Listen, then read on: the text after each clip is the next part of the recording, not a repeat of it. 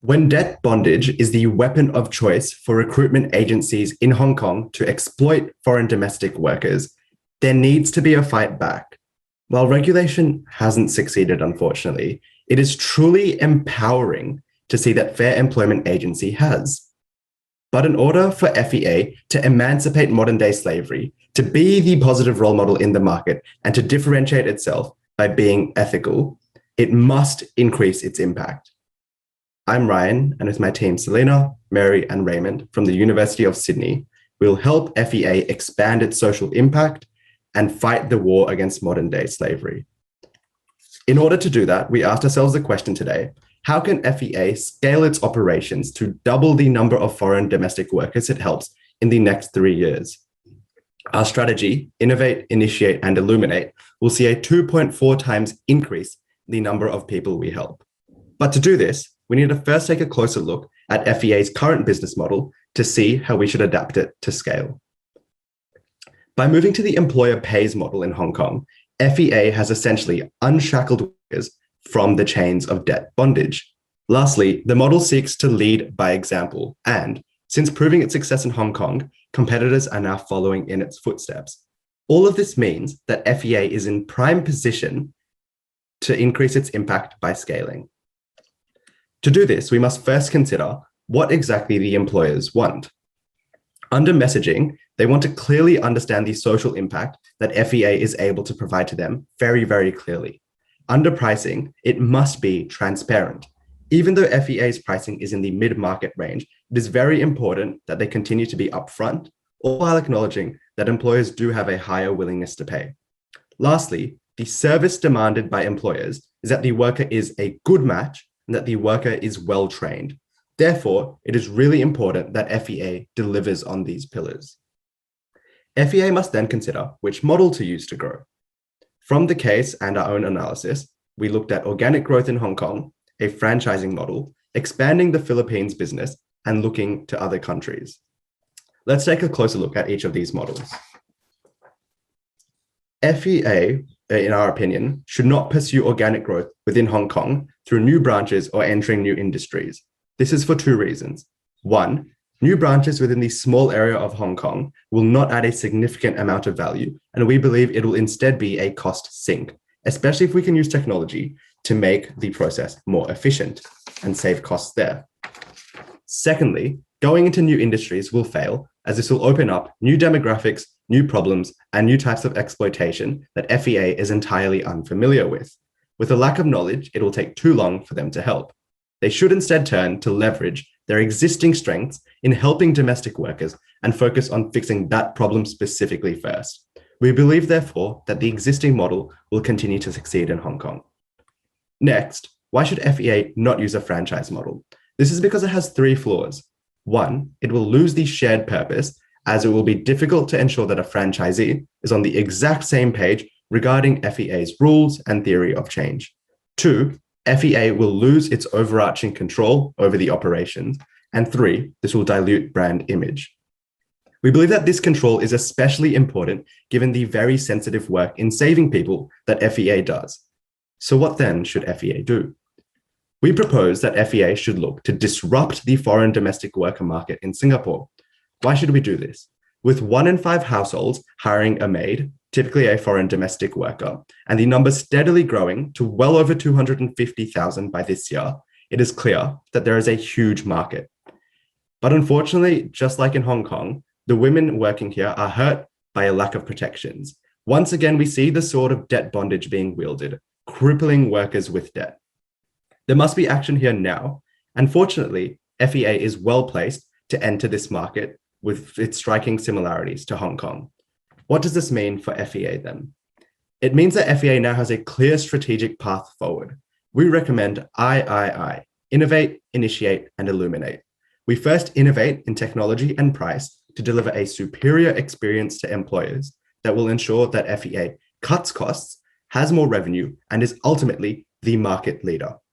Then we initiate a move into Singapore to help the lives of thousands of workers shackled to debt in forced slavery. Lastly, we illuminate our work by shining a light on our social impact to employers. So how exactly do we do this? I'll pass it on now to Selena, who will explain. Thank you, Ryan. Let's start off with our first prong, innovate. We propose an artificial intelligence algorithm for FEA to suggest matches for an employer's requirements with an employee's profile. The profile would consist of information such as their name, their age, country of origin, visa status, and any prior experience they had in domestic work. The employer would similarly be able to put forth requirements such as location, the work hours, and the job description. In this way, we're seeking to streamline efficiency for FEA and cut costs in the process of vetting and matching. On top of this, the AI model is an extremely scalable one, which will allow us to replicate it across multiple markets or industries as FEA expands. Let's also talk about how this system benefits both sides of our two-sided marketplace. For our workers, this decreases the likelihood of abuse in two ways. Firstly, their skills will be more matched to an employer who requires them. And secondly, the system allows them to provide us with feedback about their employer or check in if something's wrong. And so this allows the agency to get across the situation and to prioritize our workers' welfare. As for the employers we service, our algorithm delivers greater compatibility with the identified workers, and they will now have the option to recommend workers who they had a positive experience with, which gives the worker positive references for their next position. Overall, the platform allows all parties involved to make appropriate updates for the best possible communication. Our 5 easy steps minimizes the effort that is required from employers who are using our agency. Step 1, apply. Upon application in the system, a worker, perhaps from the Philippines, provides their profile information onto our system. Secondly, process and train. FEA processes them through the system and the Philippines Training Center. Third, once approved, the worker can travel to Hong Kong. Fourth, select or match. At the same time, the algorithm will have matched a family requiring help with that domestic worker's profile. And if they find the profile satisfactory, then she can begin work. And finally, feedback.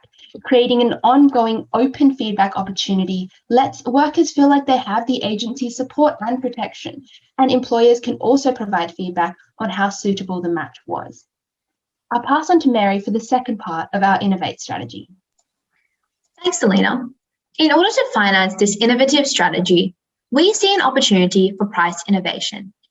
Given over 70% of potential employers are willing to pay a premium for using an ethical agency, FEA can capitalize on this. As pricing for FEA is currently pitched at the mid-market, there is a clear opportunity to raise prices to improve profitability, with profits being funneled back into the nonprofit and achieving its mission. A tiered pricing model is the best way to integrate this new innovation of pricing. Given a flat premium rate would ostracize about 30% of employers, meaning that some workers miss out on an ethical hiring agency due to reduced demand, a tiered pricing model is far superior. Through a tiered pricing model, it is possible to capture both employers with a higher willingness to pay and others.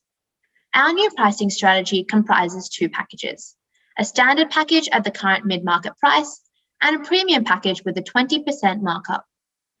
Tiering on the basis of worker experience and speed of placement is the best mechanism for this process.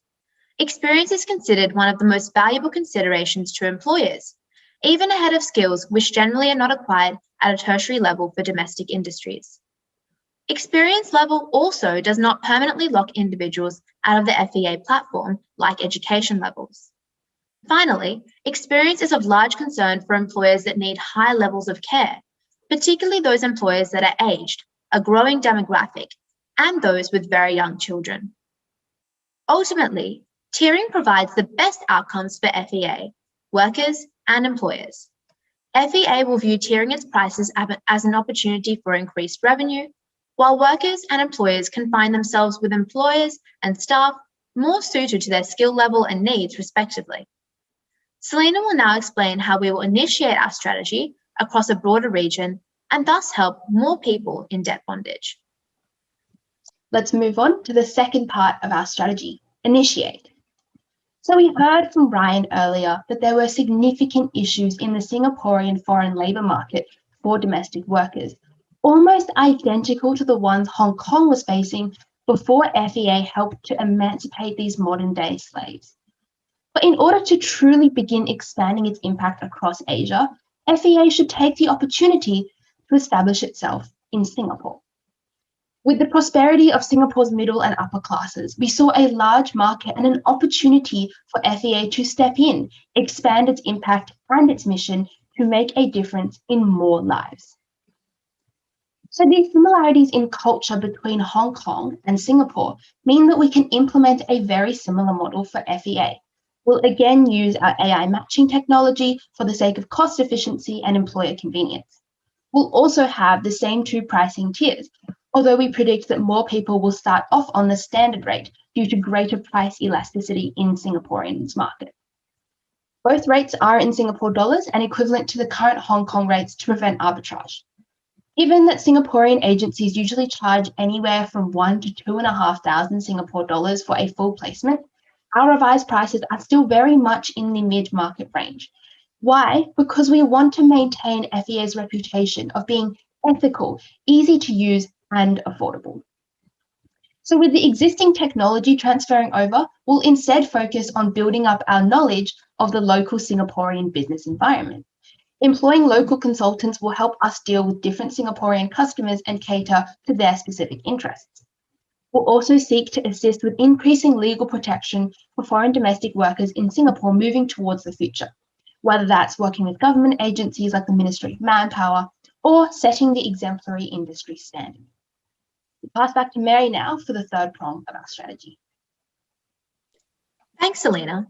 Now that FEA has moved into new markets, innovated its pricing scheme, and improved its product offering through AI, it must now communicate its ethical value add to employers. In a two-sided marketplace where there is a nearly limitless supply of labour, winning more employers will be key to success.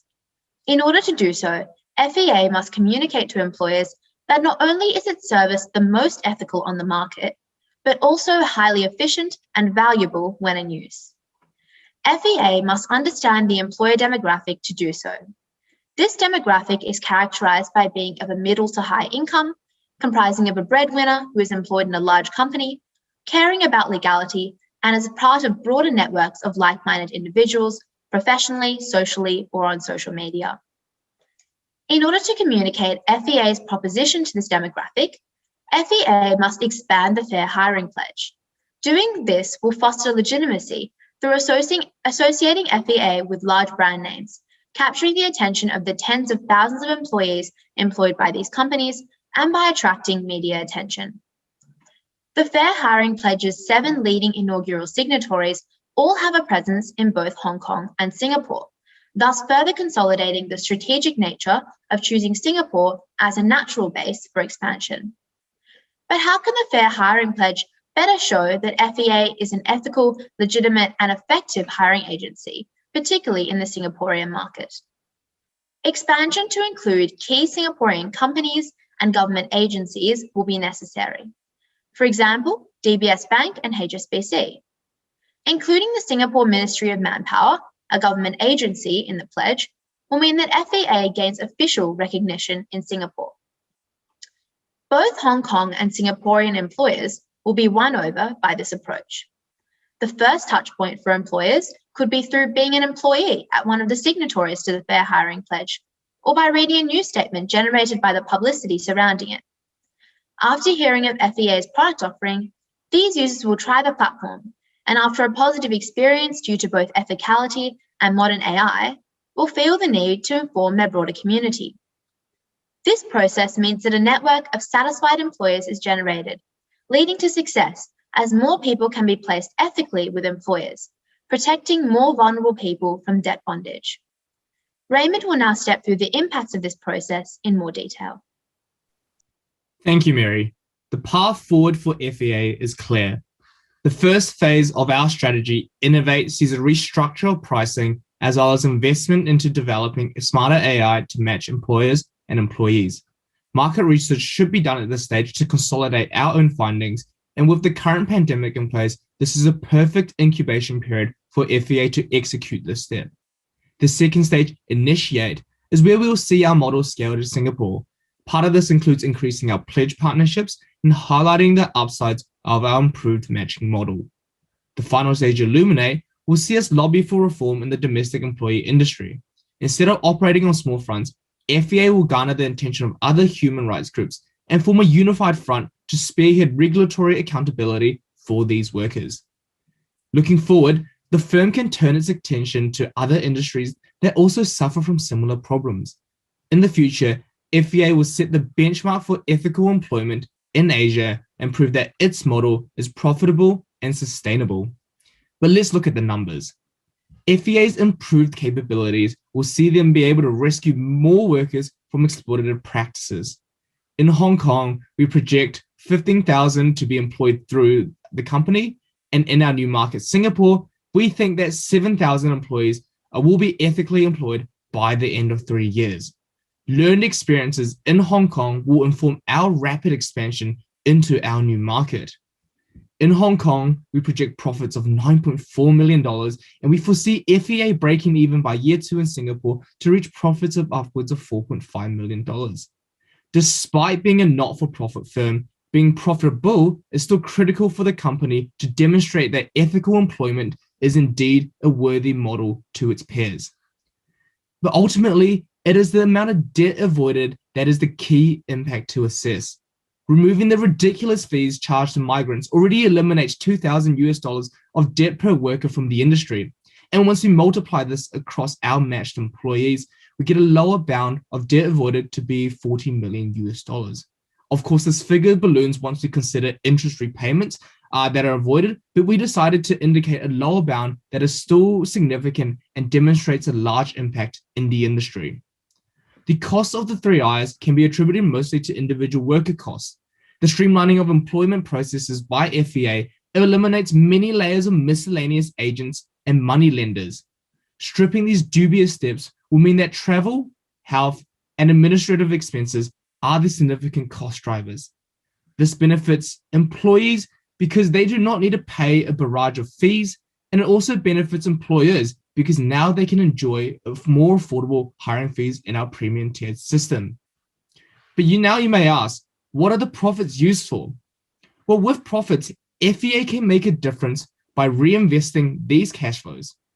We see this being distributed along 3 main channels: training, marketing, and AI. Based on industry research, we've deduced that the cost of a project in each channel to be no less than $300,000. But given that we are operating at a profit, we believe these ambitions are achievable and desirable as these 3 avenues will improve the firm's operating capabilities and allow FEA to facilitate future expansion. The top 2 risks posed to the company are regulatory risks as well as low employer uptake. Currently, international regulations promote ethical employment, but now it's just a matter of enforcing them. Thus, FEA needs to encourage other humanitarian organizations to lobby for stricter enactment of these laws. We don't foresee regulatory changes to worsen for working conditions in these countries, but we still think that accountability needs to be pressed in this industry. To mitigate against lower employer uptake, we think the usherance of ESG into corporate culture and organizations will hedge against the risk itself. Working with FEA will mean working with a global network of protectors, and thus its strong brand name and pledge will abate against employer reluctance. We believe that the artillery of ethical employment prevails over the weapons of debt bondage. Today, you've asked us to investigate how FEA can scale its operations to double the number of foreign domestic workers it protects in the next 3 years. To solidify FEA's arsenal, we've devised our 3 I's: innovate, initiate, and illuminate. With our strategy, we will prove that ethical employment is not only a transferable model, but it is also a profitable model that is sustainable and undermines the incentives around human trafficking and questionable recruitment practices. The 3 I's are the keys for FEA to unlock the chains of debt on the most vulnerable workers in Asia. Thank you. I now open the floor to questions. Thank you very much, team, for an excellent presentation. Very well timed also. I'll now look at my colleagues. Yes, we have the timer set for the Q&A. Judges, please feel free to start your questions. Okay, thank you very much, everybody. And some real passion behind the way you presented that, which is really good. And thank you. So I suppose a couple of things for me. You talked a lot about AI and tech platforms, and I suppose two questions. Number one, how hard do you think that'll be to actually build something like that really works? And then you talked about making it work in multiple different markets and multiple different sectors. I'm just wondering how you thought about the costs and the complexity of that. And then the second point to that is, once you built all of that and it's all working, how are you going to get it to in front of the right people? How are you going to drive traffic to it? So two questions, really. I'm happy to take on the costs aspect of that one. So we've got our numbers from a McKinsey report, and they expect AI to cost no more than $1 million in terms of development and maintenance across 3 years. We've given a lower limit of around $300,000 because we don't think our AI necessarily needs to be that advanced per se. We think that there's also issues such as data compliance and setup of new servers that are factored into this cost. But more importantly, we also think that McKinsey has noted that HR is an area that's currently really underserved by AI, and that's where we think innovation really has its place for FEA. And we think that it's a worthy cost to take on, as we've evidenced from our model before, and we think that it'll be useful for expanding beyond just Hong Kong. Maybe one of my colleagues can tackle the second part of your question. Sure, I'm happy to jump in here. So essentially, if I am correct, the question was how we get that AI to employees and get the uptake. Yeah, how are you going to drive value from it? How are you going to get it to the people that need to use it? So the way we see it is that it will be implemented first in Hong Kong and, have that rolled out, given that the Hong Kong kind of employment agency has already been so successful. And we'd have the employees in the Hong Kong office using that system. And the main reason we did this, while I understand, there are obviously concerns around the cost and the time it takes to set up something like this, we ultimately saw that it was a worthy long-term investment. And a lot of market research we did found that actually about 2/3 of hiring agencies in a survey found that AI saved them time in the hiring process because they, were able to match keywords and skills from, say, the profile of the employee or the applicant and identify anything relevant that might be, from past experience and match that with what employers wanted. So, things like ARIA or IDEAL or similar case studies that we found that really, supported this point. Okay. All right. Thank you. Just like from my side, I just want to understand a little bit on your matching criteria. So you did talk about it will be auto matching, etc. But what are exactly do you think are critical criteria that will you put in those matching apps so that you can help support employee and employers to find the right match?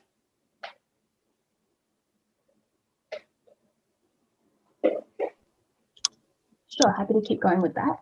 So essentially what we saw was that the employee or the domestic worker, once they applied for work through the agency, would be able to provide everything to us in terms of their visa requirements, their name, their age, anything they'd done in the past.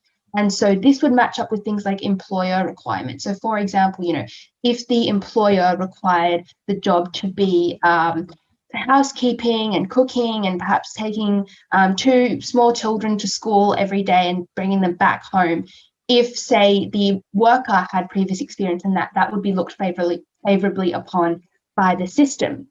On top of that, the employer can also put in things like the location of their home so that the employee perhaps, if they're situated somewhere closer to that in Singapore or in Hong Kong, then there'd be, again, a more suitable match. Does that answer your question? Yes, thank you. So have you done any research on this part that what were the most job mismatch part so far in this industry that raise a concern that you feel there is an app needs in order to match them across? Have you got like some sort of like survey research to back up? Like, Sorry, could I just clarify your question? so my question is like when you talk about like the generic like matching system, right? So have you done any research on like what was the mismatch, right, in the past that happened, which made the employer or employee very dissatisfied? Oh, yeah, of course. So I think what we saw in the case especially was that it highlighted a lot around existing unethical employment agencies who often just kind of put a worker with a family because, it's just they're done, get them out the door, and so on. And so we saw really high turnover in those kinds of situations where we didn't have a good match between what the employee, could offer and what the employer wanted. So by doing this essentially and using, all those kinds of like previous case studies that we found on workers and recruitment agencies who've done similar things, we thought that this would be a more efficient way to uptake this people.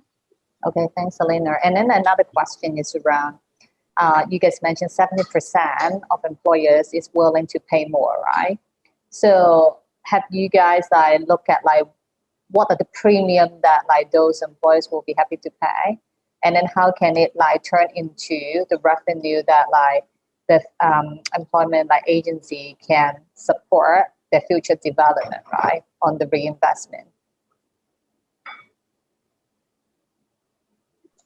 Sure, I'm happy to answer that question. First of all, I think we noted that we found that 70% of employers were willing to pay premium prices. So that was at the top of the market. If we can just flick to our pricing model, we situated our new price for our premium package with a 20% premium. And that actually fixes us well within the middle of the range of this market. So that would still be certainly within the range of what these employers would be willing to pay for our service offering. We also noted that because of our existing ethical value add and because this existing willingness to pay existed, we thought that we should use this as an opportunity to then invest this money back into the rest of our business. Given the $1,000 to $2,500 range, so $1,000 to $2,500 range of this market, we thought that we were still situated quite well within the mid-market and could thus have significant demand from employers. So in this like formula, so when you said like the employee is willing to pay the premium upfront, like this is one-off cost, right? So how about like on the actual employee, would they be beneficial on any increase in salary given the experience difference? When you have like work on your tiering. Yeah, thank you. I'm happy to take this question for sure. So our conception of what FEA does is it largely works as just the employment agency. So it is the intermediary between individuals who are willing to work in the domestic services industry and the employers who are employing them. So in that respect, we viewed employers and those employees, workers, as being able to organize their own pricing arrangements as to labor. And that's something that we typically haven't been involved in as to their monthly fees and so on and how that works. What we thought, though, was because of the efficiency of our platform and because of the enhanced matching that we offered, we could then have a premium specifically for situating employers with the right employees. And so we think that as such, we just focused on the fact that we're delivering the best employee at the front of this deal, whereas employers would typically deal with the rest of that recurring payment, and that's not what we'd imagine FEA would do on their part of this bargain. Thank you. So just one question for me. You talked about how this will avoid $40 million worth of fees being paid. Now, there's obviously somebody currently receiving $40 million worth of fees who might be less than happy about the fact that they're not going to receive $40 million worth of fees, and those are obviously direct competitors. What do you think they might do, and how would you deal with that? Yeah, happy to take on that question. So as Scott in the case has outlined, they're not here to per se like eliminate people out of the marketplace, right? We think that, once they see that all these, they're not getting their debt repayments or they're not getting their interest payments into their wallets, it'll force them to reconsider this new kind of model of ethical employment. And we think that by being profitable on FEA's side really underscores the kind of value add to these other, smaller and local employment agencies and force them to reevaluate what they're doing right now, so that they can maybe recapture part of this $40 million and not have their, model, existing model premised of, debt. And we think that this industry standard setting is the correct benchmark to aim towards. And we think that even though some people will be missing out on $40 million in the short run, employers are better off in the long run, and that will recoup the cost of this project. What about that $4.5 million in profit? I mean, that's an exciting number for me to see. Can you walk me through how you get there? Yeah, so I knew there was going to be a profit question coming up, and so we were really optimistic with this figure, right? We thought that I could tell. Yeah.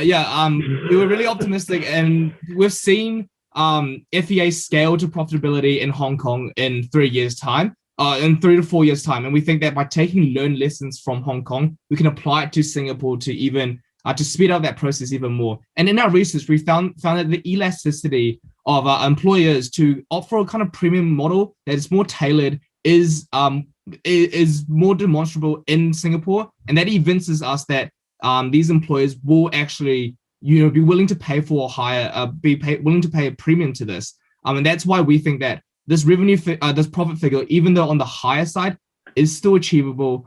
Given Tell me the assumptions as far as cost of sales. How did you get to this number? So for our cost of sales, we had around, in terms of costs, it totals up to around $15,000. So that's in terms of visas, administrative fees, placement fees, flights, and health. And then in terms of getting the revenue side, we took an average of the kind of premium and the. So is that $15,000 for the whole company? That's the whole. Oh no, that's per employee that you bring on. Sorry, per employee that you bring on. 15,000 Hong Kong dollars. US dollars. 15,000 US dollars. Oh, sorry, $1,500 US. My bad. Yeah, no, in my head I was like 15,000 is a bit high. 1,500. Sorry about that. God, that would have been shocking. But and then on the revenue side, I just took the average of the premium as well as the standard and just found the middle ground there to get an average of $1,800. And that's when you take those two numbers, you get a profit per employee of around $300. Then when you scale that across, as well as taking into miscellaneous other like donations, etc., we think that $4.5 million is achievable, and it's ambitious. I'll admit that, but I think it's a target worth striving for.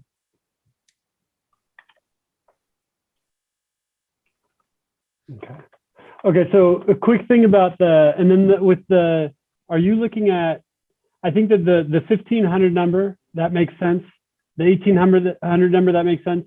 But I'm a little bit confused. So you just, us getting to the 44.5 million, I mean, I think we'd have to do like 15,000 placements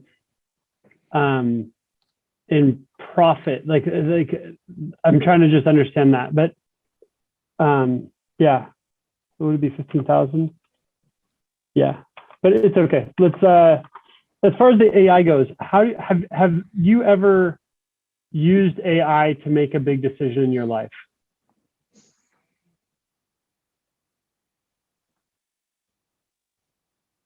I'm happy to jump in here, actually. I think that the most analogous modern day example could potentially be the matching algorithm on typical dating apps. So in Australia, Bumble is a very popular dating app, and what it uses is an algorithm to match people on the basis of very simple characteristics. And then those individuals can see individuals who are very similar to them or on the basis of their swipe rate. And we think that because people currently are more willing to trust algorithms with things such as sensitive issues like dating, we also think that in a similar way, we're able to match employees and employers. And ultimately, there is a level of discretion of employers at the end of this deal. But given 67% of employer agencies who are using AI say that it's saving them time, we think that it's a sensitive investment that we're willing to make. So one challenge that I'll give you a little pushback on that. The difference between Bumble and a recruitment of a migrant worker is that on Bumble, you go meet somebody for coffee, they're kind of weird. You say, oh, that person's kind of weird. I don't have to ever talk to them again. Good thing. I'm gonna delete them or block them or whatever. Life goes on. if it's somebody who you're making the decision about, somebody who, if you're a worker, you're going to go live in their home with all of their family, and you're going to have to, it's the drastic nature of the decision is so different that I think that there's a real challenge here, because you're dealing with a lot more complexity than a Bumble, where you're actually able to date and figure out if you want to get married eventually, which I think is something we want to make sure we're thoughtful about. Okay, thank you, students. Thank you, judges. The Q&A time is over right now. No more time to comment on that last remark. I would now like to ask the students to leave this room. The judges, please stay behind. We will have a short deliberation, and then we will call the students back for a feedback session. So students, we'll see you soon.